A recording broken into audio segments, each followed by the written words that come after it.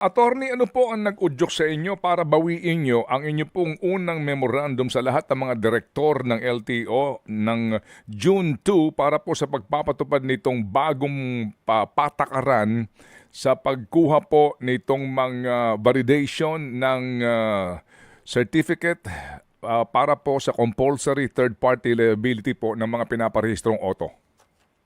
Opo, Manong Ted, salamat po sa tadog. No? A couple of things po. No? Number one, para malinawan po ang ating publiko, kung itong programang ito po ay makakapagdagdag gastos sa ating mga motorista, hindi na po natin gagawin ito. Malinaw po ang instruction ni Secretary Vince.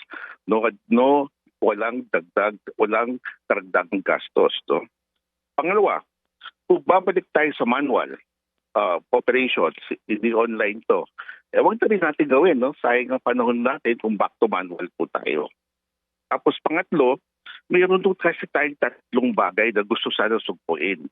Kung itong tatlong bagay na to ay hindi ma-address, wala akong saysay itong programang to, huwag na rin natin gawin. No? Yung una, meron kasi tayong mga complaint na tatanggap, Manong Ted, na nagkakamali sa encoding ng confirmation of cover ng CTTL.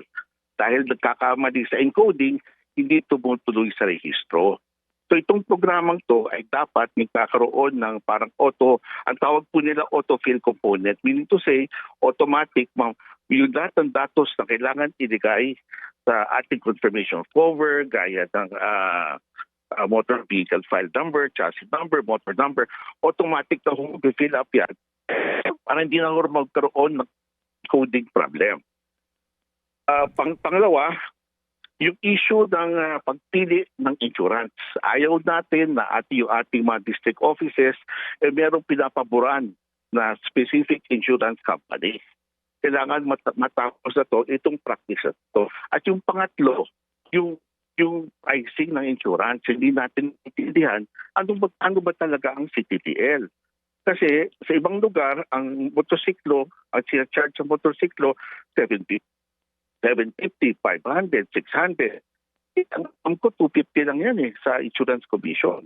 Pagdating sa SUV, 610 lang dapat, umaabot hanggang 1,275 ang charge. Ngayon, nakita ho natin, isa sa rason bakit umakyat yung ang charge sa motorista, meron akong charge na authentication fee ang mga insurance companies. So gusto natin malinawan, ano itong authentication fee na to? Tapos meron pang isang charge ng mga laki rin, mga 200 plus, no? Gusto rin natin malaman, ano yung 200 plus na yun?